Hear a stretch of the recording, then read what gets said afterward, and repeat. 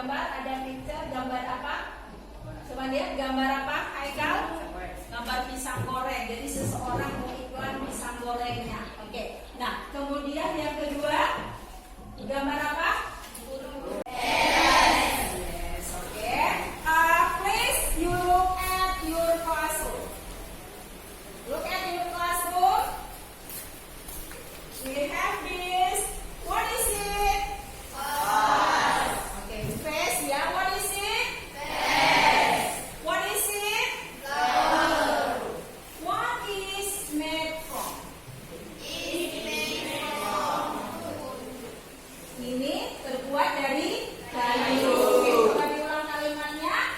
It is made from wood. How about this? What is it made from? What is it made from? Ya, what is cloth? Apanya arti cloth? Ruangan kelas. Kemudian kita tadi ada menjelaskan tentang vas bunga. Kita mau belajar tentang apa kali ini? Oke, tag deskriptif. Tadi bagaimana kita mendeskripsikan vas bunga ini? Tadi kita mendeskripsikannya seperti apa?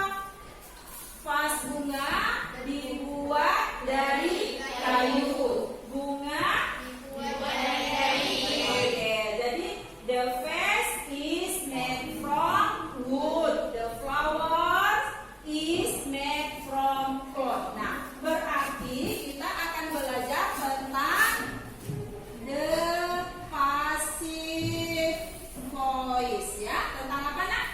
Passive voice. Nah, dari mana kita tahu tadi ada dibuat, ya kan? Nah, itu awalan ini menunjukkan passive voice kalau udah belajar dalam kalimat bahasa Indonesia. Nah, jadi apa kira-kira tujuan kita yang ingin kita capai pada hari ini? Apa, Nak, tujuan kita belajar kalimat passive voice? Pertama, kita harus tahu tujuan passive voice itu untuk apa. Tadi apa ada kalian bilang untuk apa? Mendeskripsikan benda. Berarti itu namanya fungsi sosial tag, ya. Jadi fungsi sosial teks. Nah, yang kedua, kita punya 3 tujuan hari ini. Yang pertama tadi kita bisa mendeskripsikan benda menggunakan kalimat passive voice. Kita sebut dengan fungsi sosial. Yang kedua, kita bisa apa, Nak? Bisa menulis kalimat passive voice. Nah, itu namanya unsur kebahasaan, ya. Oke. Sudah tahu apa tujuannya hari ini? Sudah. Apa saja tujuannya? Yang pertama, tahu tentang fungsi sosial. Apa yang kita bahas?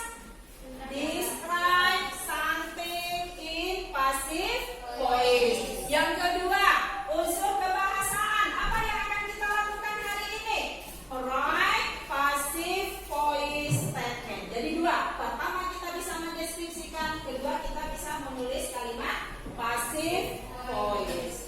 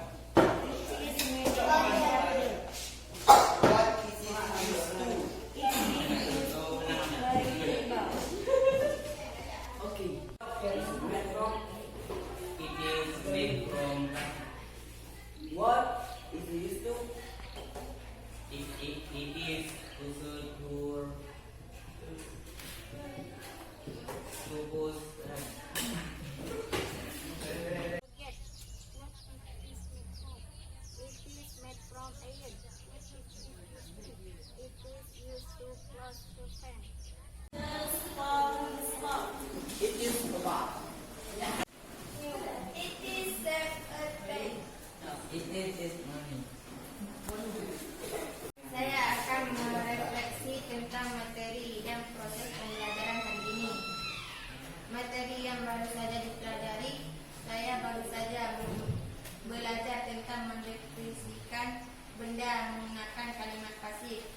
pembelajaran lisan dan tulisan. Aktivitas yang paling saya sukai dalam pembelajaran, saya senang sekali bekerja sama dengan teman-teman dalam kelompok hari ini. Aktivitas yang menurut kami sulit untuk dilakukan. Saya tidak berani membaca teks pada saat presentasi karena takut salah dan malu jika ditertawakan teman. Sesuatu yang perlu kamu lakukan untuk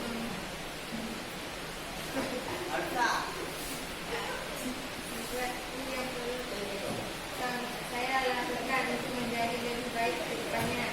Saya perlu belajar membaca dengan benar dan meningkatkan rasa percaya diri agar saya mampu presentasi di depan. Tentang materi proses pembelajaran hari ini, saya baru saja belajar tentang mendeskripsikan benda menggunakan kalimat spesifik secara lisan dan tulisan. Aktivitas yang paling saya sukai dalam pembelajaran, saya senang sekali bekerja sama dengan teman-teman dan kelompok ini.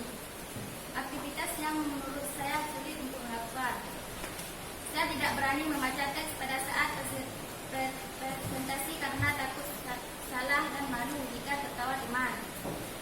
Sesuatu yang perlu saya lakukan untuk menjadi lebih baik ke depannya, saya perlu berlatih dengan membaca dengan benar dan meningkatkan rasa percaya diri agar saya mampu berprestasi di depan kelas. Bagaimana perasaanmu?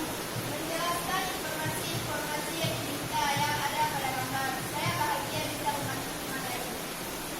2. Apa yang kamu lakukan yang tidak disenangi orang lain, membuat orang lain kesal? Apa yang kamu lakukan? Jujur saya merasa capek kalau ditanya-tanya terus.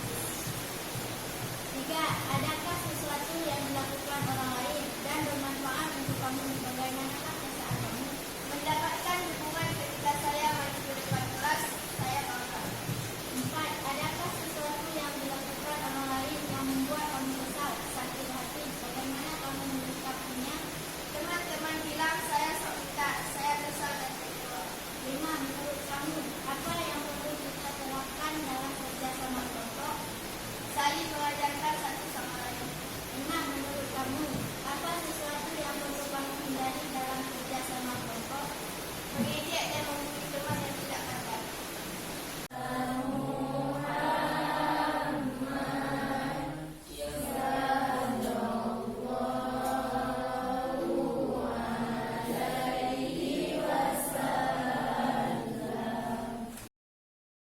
Assalamualaikum warahmatullahi wabarakatuh. Saya Juriati, CGP Angkatan 1 SMP Negeri 3 Merah Mulia, Aceh Utara.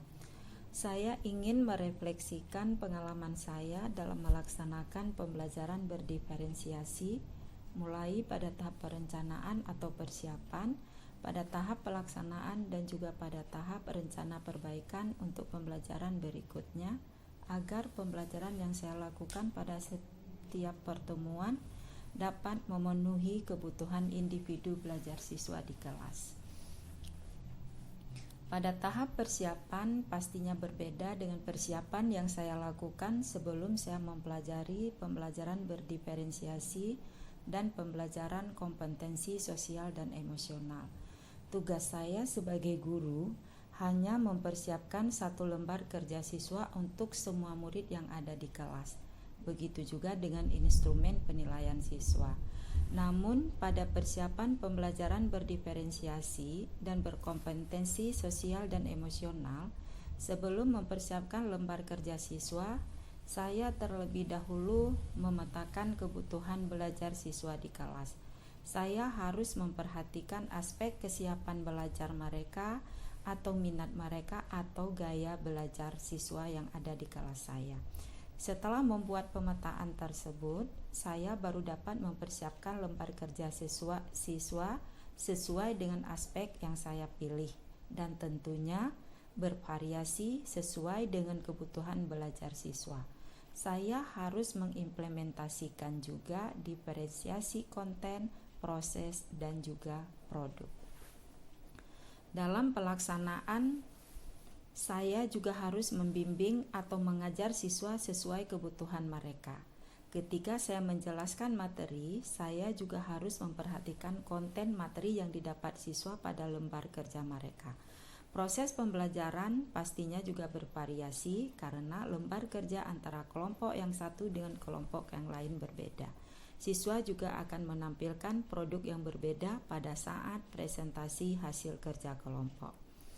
Pada tahap rencana perbaikan untuk pembelajaran berikutnya, saya akan terus menerapkan pembelajaran berdiferensiasi kepada siswa saya dengan memperhatikan kompetensi sosial dan emosional siswa pada saat proses pembelajaran. Sebagai seorang guru, tentunya berharap agar semua peserta didik mampu mencapai tujuan pembelajaran setelah proses pembelajaran. Dan solusi untuk mengatasi masalah pembelajaran siswa di kelas hanya dengan pembelajaran berdiferensiasi dengan penerapan kompetensi sosial dan emosional. Saya juga berjanji untuk mengajarkan pembelajaran berdiferensiasi kepada rekan guru di sekolah saya, SMP Negeri 3 Murah Mulia. Dengan demikian, pembelajaran yang berorientasi pada murid dapat terlaksana dengan baik. Sekian, Assalamualaikum warahmatullahi wabarakatuh.